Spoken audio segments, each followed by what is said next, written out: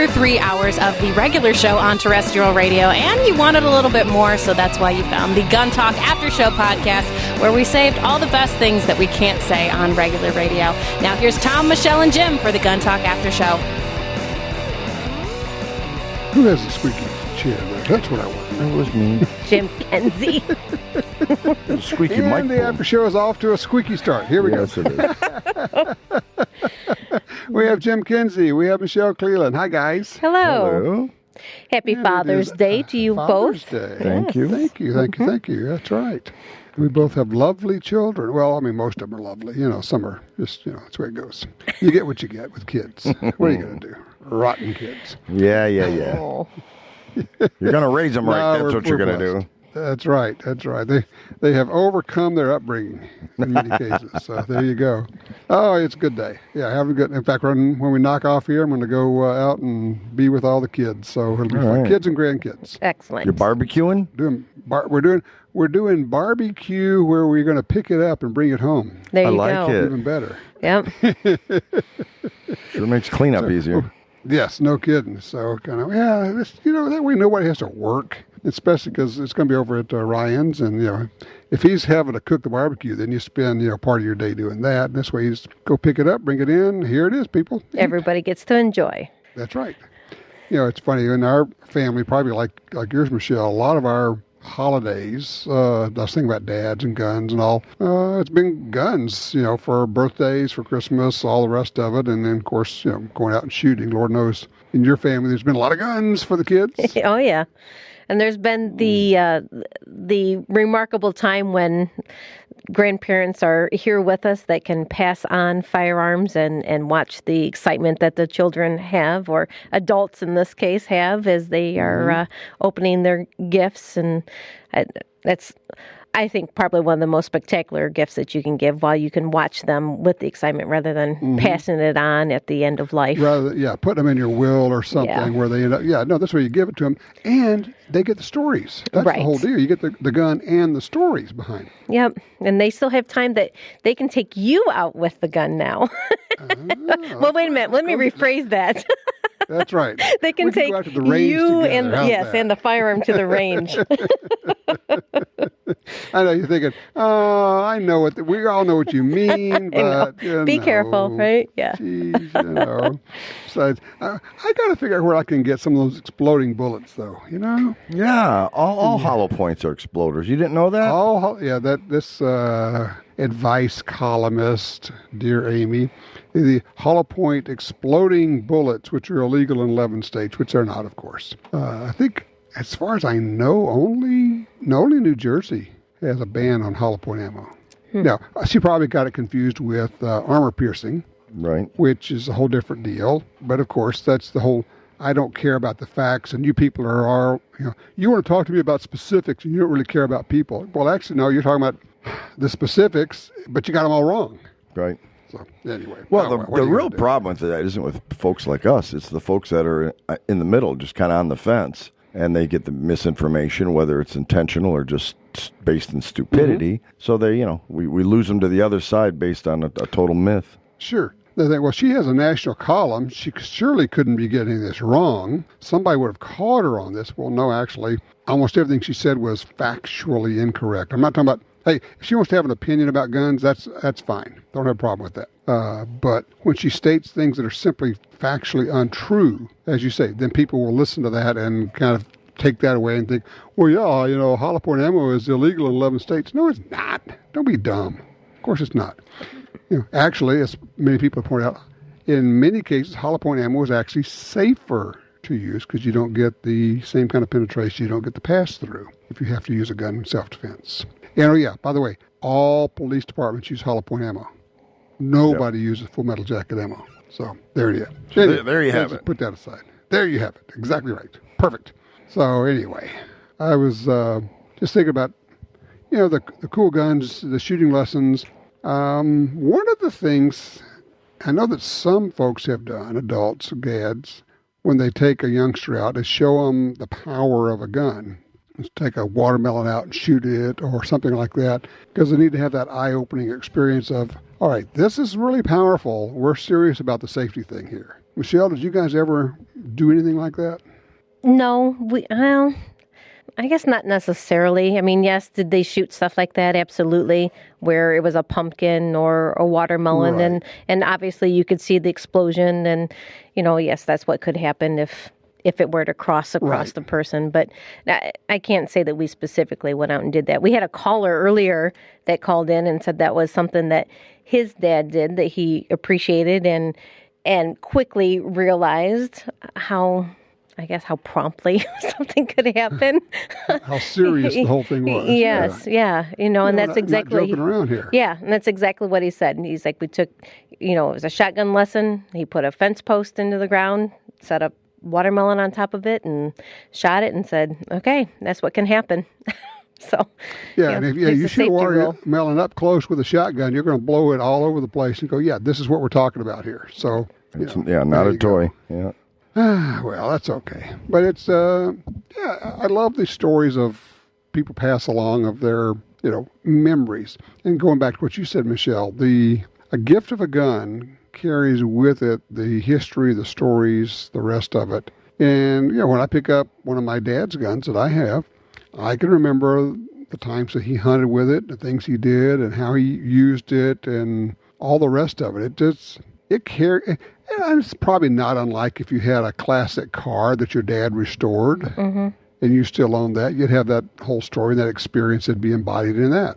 Well, and if you put a scratch on that rifle, you for sure remember why and how.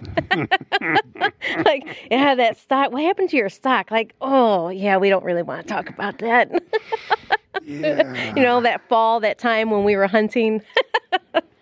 But Yeah, I had a shotgun that fell over because I was dumb enough to lean it up against a car. It wasn't loaded, but it fell over and it was gravel and scratched the stock up pretty badly. Yep. Duh. Oh, well. But I think one of the most interesting things that happen is when the kids are young, you take them out and you take them shooting. And this, Father's Day, of course, because that's probably the most iconic person that tends to teach that. And I would say now, almost in the old days, air quotes, because I think there's a lot of moms that assume that role now too. Yes. But yes. You would take them out and you would take them shooting, and that was great fun, and there was a lot of time spent, and that was a great paternal bond that was given with those kids.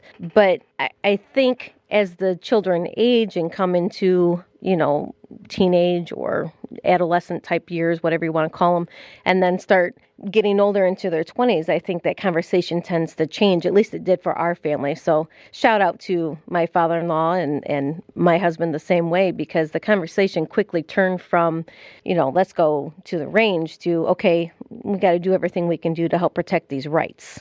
And kind of change that conversation to the importance of being able to preserve this heritage and ability to pass it on. Just thinking, you're absolutely right. And I think people starting to pass along that line of thinking to youngsters at a much earlier age. I mean, you can be in your, approaching teenage or being a teenager, and you're getting the message about the Second Amendment and the rights and all of the rest of it.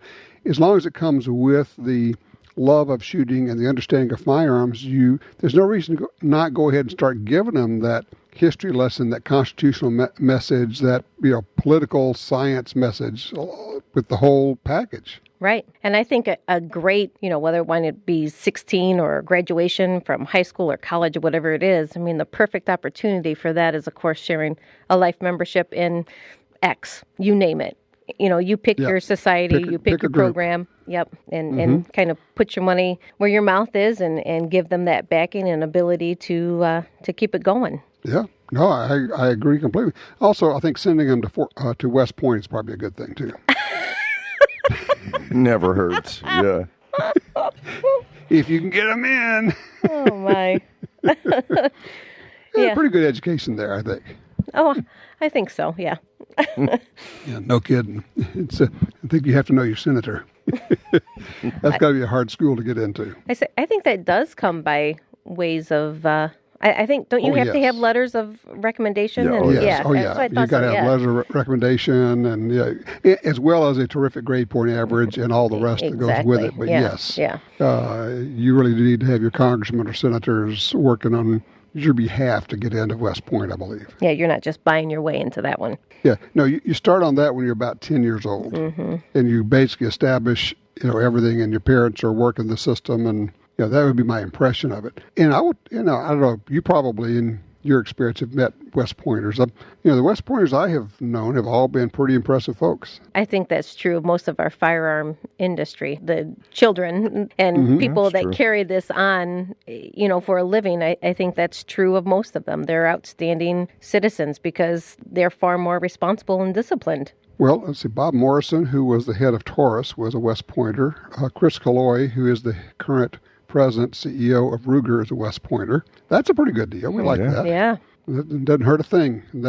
They bring that love of country and also a real dedication to gun rights to those companies, which is a wonderful thing. And not all gun companies traditionally have always had that, although I think most of them have matured. How's that? Matured? Do you like that? Very, very diplomatic. Yeah.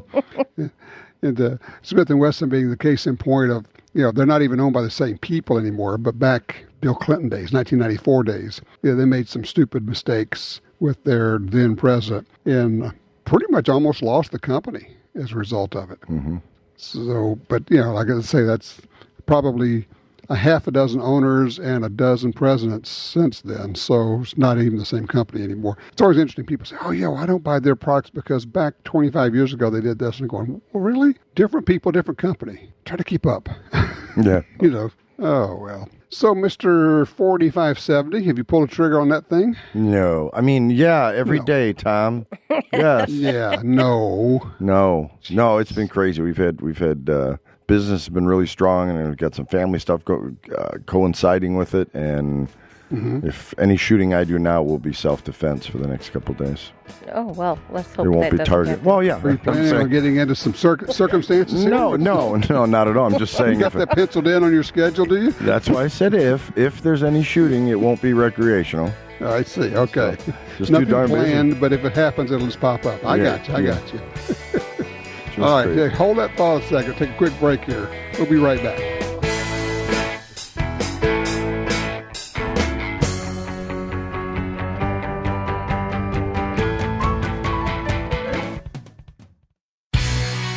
Keep cool this summer in Proper's Summer Weight Collection.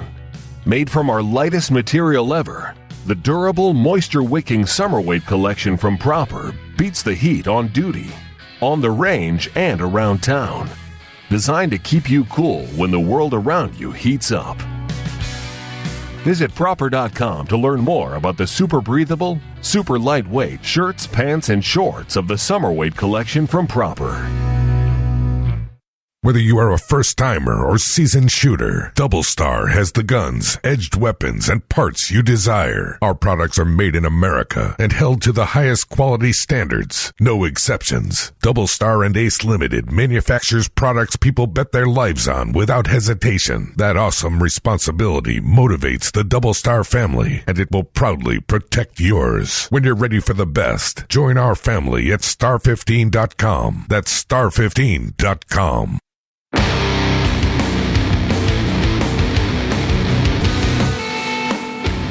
All right, back with you here, where Jim is going to give us a list because he says, if he has to use his gun, it's going to be a self-defense. I'm thinking, well, it's good to plan ahead and to have a list, Yeah, no, Actually, nobody what I have is a particular. list.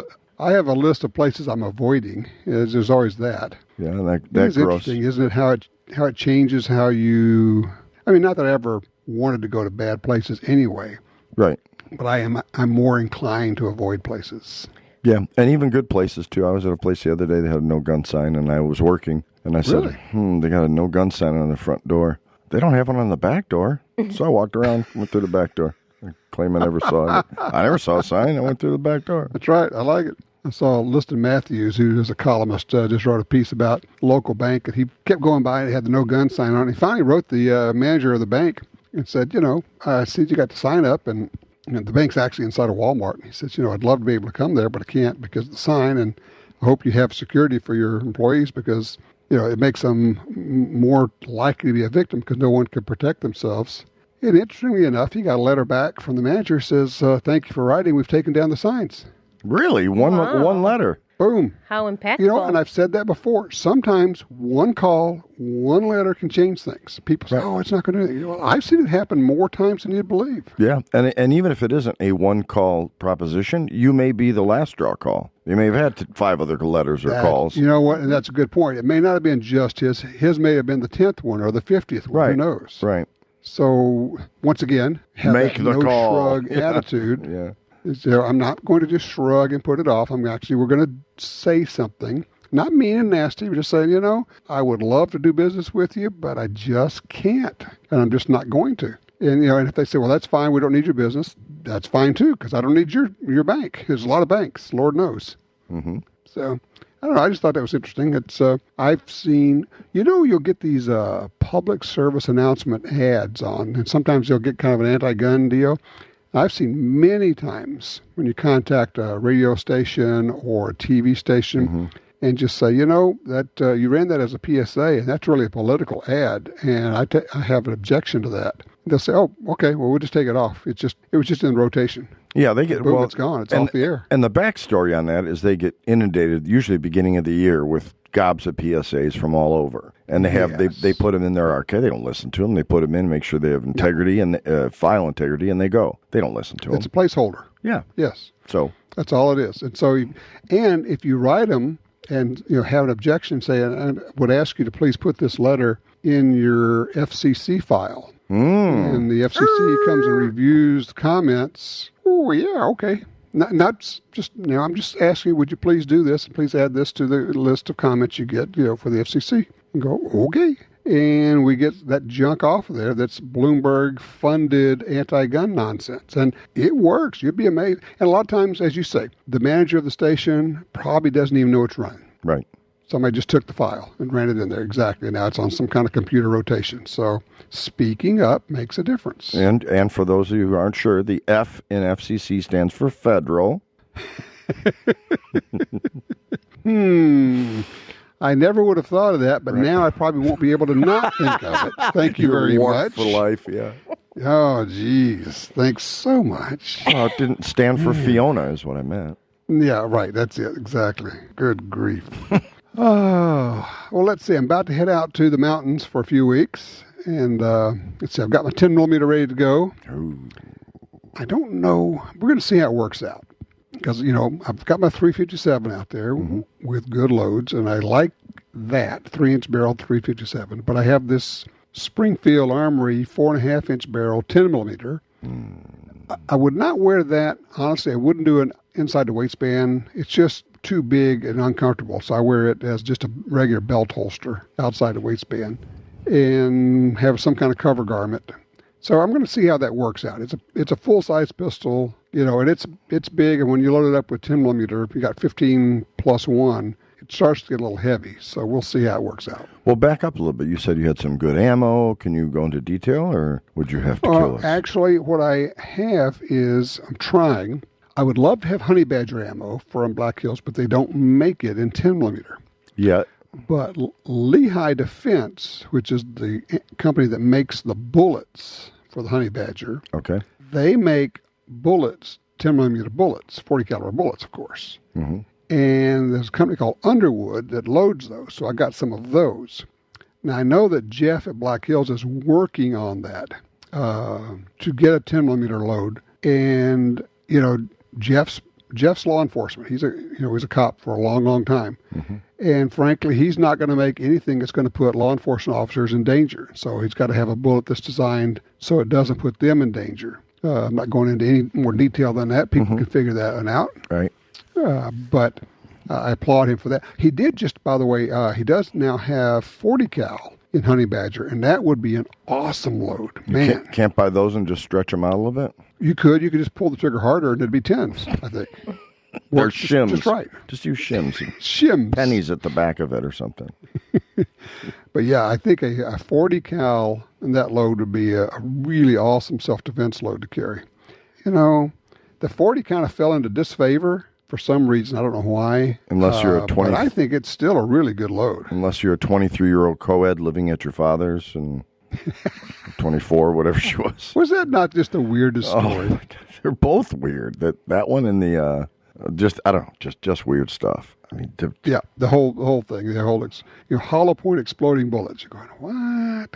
It's the whole movie stuff. They don't know. They really don't know anything, and yet the problem is they think they do. Well, and then when you try to explain it to them, it's like they're offended because, of course, you're the other. You're one of those people, and why should I listen to you? Because you didn't go to an Ivy League school. You don't know anything. But a person had to edit that article, and so they just assumed that it was all correct as well, or no? That used to be the case. Okay. And I think about that. It used to be the case, and now there are no editors. Mm-hmm. Yeah, there's intern proofreaders and stuff. Yeah. Well, there used to be proofreaders. You just submit it, and they say it has to be this number of words, and they throw it in there, and it automatically flows into the copy, the space that's there, whether it's a newspaper or a magazine or online or this column, and it goes out and it's shot out to people, and there very well may not be anybody reading this before it gets out. So there's no proof to me that it's true? Nice. Hey, I can prove that it's not true. Yeah. There was when you said that sounds like more of a mental health problem in the home than, if that indeed the case and he's that afraid of his daughter, either he's got an issue or she's got an issue or they both have an issue. First thing I thought of when I heard that story was the whole thing's a setup. Some anti-gunner wrote her a letter and she bid on it because the setup is so sound staged. I think even more, I had the same thought, but I think even more than that. Okay, the backstory is we talked about this on the show. This is a woman called Ask Amy. She has an advice column. Supposedly has this letter from this guy that says his adult daughter, has a pistol, and he's all upset about it. And he told her, here's your ultimatum. You can get rid of it, you can give it to me, or you can move out. And then Amy says, well, that's good for you to do because, the idea that she would have this is crazy. And she even has hollow point exploding bullets, which are illegal in 11 states or something. It's nonsense. I think you're onto something, Jim. I think there's actually no letter written at all. Could be, or a setup letter. But the thing that's really weird about it, guns are evil. You're going to kill somebody with that. Give it to me. Mm-hmm. So is he not anti-gun? I wouldn't be surprised if that wasn't placed, the idea was not placed with her, with this columnist, by a Bloomberg-funded group person who says, you ought to do a thing. Well, what do you think we ought to do? Well, here's an idea. And she writes her own letters to herself. Yeah, that could be. That would not surprise me the slightest. Yep. Just make them up. Because you can't. You can't be that stupid on your own. You got to coach it. Well, I don't know. Some people are overachievers, What are you going to do? And with that, we'll be right back.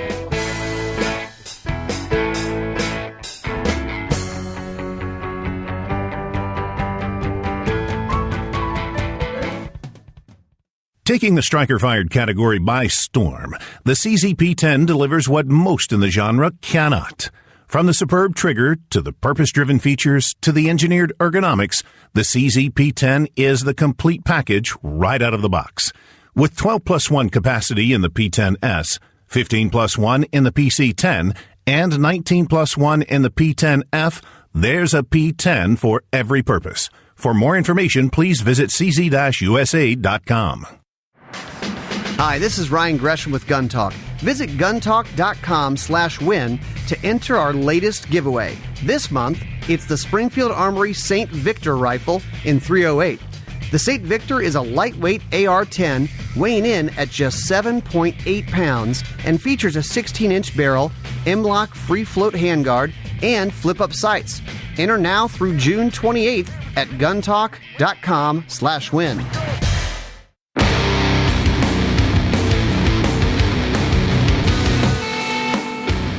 All right, back with you. We mentioned on the show today the idea that a lot of folks are using these psychotropic drugs. And that's a thing we've talked about before, Jim.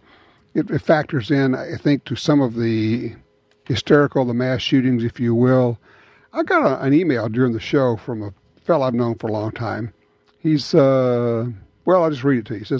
He says, of course, I'm not a doctor or a shrink, but in my 30-plus years as a cop, I have a theory. It says, we are seeing the results of a couple of generations of kids and now adults whose parents abused drugs. It's been my observation through the years that there is, quote, something about, close quote, kids who I've arrested for a variety of crimes who I later learn are offspring of illegal drug-using parents. Nothing I can quantify or put my finger on, but I can just tell in my gut. What he's saying is that he thinks that widespread illegal drug use is actually producing brain damage, if you will, in offspring. That's interesting.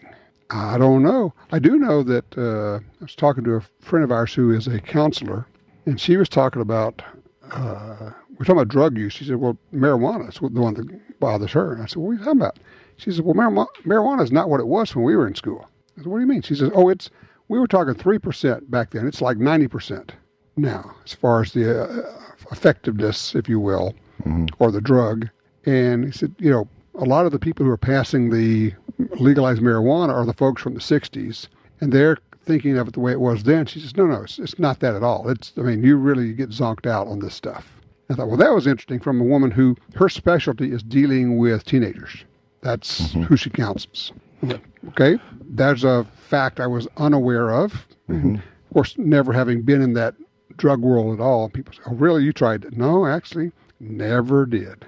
Never tried any of it. Check your FedEx Tuesday, Tom. I got you all hooked up. You should be good to go. Oh, good man. That's Eric, using the P.O. box, right? Right. Same one. Okay, good. Same one we always use for that stuff. Yeah. The one where I get my ammo. Look, if you're going to smuggle me something, give me some ammo. Something you can use, yeah. That's right. Eric in Mississippi, he was on the show earlier, first hour, I think it was, second hour rather, and he talked, and I tended to agree with him. I don't think there is a sole answer. It is a multifaceted thing. It is parents that were drug addicts. It's psychotropic drugs. It's violent videos. It's general decadence in society across the board. I think all those things factor in. You can't just say, well, this happened on this day, and ever since then, people have gone crazy. There's just too much of it to try to pin it down to one item. And I think we need a multifaceted approach to that. I was always wondering if the gun folks, because you're in the know. I don't attend the high level stuff like that. When we're presenting our side, we're usually on the defense. Do we ever come across with any, not offensive, anything on the proactive side? We actually have several groups now that are really active on the suicide prevention side of things. Okay, yeah, because that's kind of where the rubber meets the road when it comes to guns. Right. That's where you can, whether it's working with gun stores, and Michelle would know about that, of trying to recognize the signs and knowing how this comes about. Somebody who is either looks distraught, or there are other things where they wouldn't look distraught at all because they made a decision, now they're going to go do something. There's a group called Walk the Talk America that's doing a national program. NSSF also has a national program to help gun stores recognize people who might be suicidal. So we're definitely taking action on that and working with suicide prevention groups, because they have the information, they have the knowledge of what to look out for and how does this manifest itself, that kind of thing. So we're working that. But let me go back to something, which is, if in fact any of this is true, this combination of drug use of parents, drug use by them, violent video games, just fill in the blank of whatever it is you think is happening. And if you think that this is a real issue, one of the takeaways for that is, I can't fix that. So what I'm going to do is incorporate that into my thinking of, there is a real possibility if somebody's just Looney Tunes, where you say, well, there's no rational reason why someone would want to hurt me. You're correct. Yep. And it may be someone who's not rational. I see where you're going, yeah. And so that being the case, you have to commit to saying, I'm going to take care of myself, and I'm going to be aware and alert. And one of the things I forget, again, because I'm not in that scene, never did drugs, and every once in a while you get reminded, there are a lot of people you meet who are actually doing drugs. There are a lot of people you're driving past on the roads. There's a lot people are either drunk or doing drugs. High-level professionals, too. It's not the guy sitting in the alley with the needle in his arm. It's your doctor, your lawyer, your banker. And now with the opioid deal, it can be anybody. And just kind of one of those things you don't dwell on it, but you're just kind of reminded now and then that, there's a lot of that out there. And it can just pop up out of nowhere where a person who has no reason at all to be mad at you or to lose it can be offended by the least little thing. And all of a sudden, it's like, holy cow, where did that come from? Right. Well, like you said, lack of rationality. Something I thought would be cool, and it won't happen, but on the front, it sounds like a little conflict of interest. But if a major gun group, XYZ, join some kind of action group or something to get prosecutors to prosecute more gun laws, because that's the first thing they plea out. Well, we'll drop the gun charge if you plead guilty to the blah, blah, blah, blah. No, us gun people want those gun charges held up. If you break the law, it shouldn't be the first thing to go in a negotiation, and it often is. But you're right. It is pleaded away, or they just, a lot of times you just can't get them to prosecute at all, especially on the federal charges. Right. You can't get U.S. attorneys' offices to even think about it. But could you imagine if a pro-gun group said, hey, we've got these strict gun laws in place, let's follow through on them or stop the circus? We actually have. For the years, we said, look, enforce the laws we have. If you would do that, you'll get the bad guys, and we won't have to have you calling for more gun laws. In my most cynical moments, I think their response is, well, why would we do that? Because if we do that, then we couldn't keep calling for more gun laws. Right. And if it didn't work, then it proves your gun laws were BS to begin with. So there's that. Well, and time will tell, just like what's going on in California with the whole ammunition process and Nevada with the private sale. And it might not even be a sale. Like you said, Tom, it could be loaning somebody a firearm to go duck hunting. You can't just hand something over anymore. You don't think it would actually be a crime. Right. So you're like, okay, California's doing this. Well, who would hear about that? That's nothing that is covered nationally. Can you buy ammo privately in California? In other words, could Jim Kenzie go to California and pass a background check and order 14 million rounds of something? Are you asking me if you can pass a background check? No, I'm not asking if I can. No, as of this morning, I could pass the check. But, okay. You know what I mean? But the day is still young. Right. Things could happen. Plus, I gained 3 hours going there, heading west. You're going back in time. Right. Yeah. So does that erase it? You know what I mean? I mean, if, like you said about Kim Rhodey, if she's shooting 1,000 rounds a day, she's going to spend more time filling out paperwork than anything else, right? If you had somebody I guess she could go to the store and say, okay, I'm going to take delivery of 100,000 rounds, and it's one background check. Right. Well, that's kind of my point. Can an individual buy, in theory, 1 million rounds of .223? Yes. And then sell to his buddies? Oh. Now, that's the other. I don't know about that. Yes, you could buy 1 million rounds, but sell to your buddies in California, probably not. I don't know imagine specifically, but I imagine not. Don't you think? Well, yeah, because don't you think that'd be something similar to maybe not necessarily a straw purchase where somebody couldn't get it themselves, right. but maybe. Right. No, I'm not saying it's not illegal and that it wouldn't be in a ridiculous legislative state like California, but I'm just curious if it is.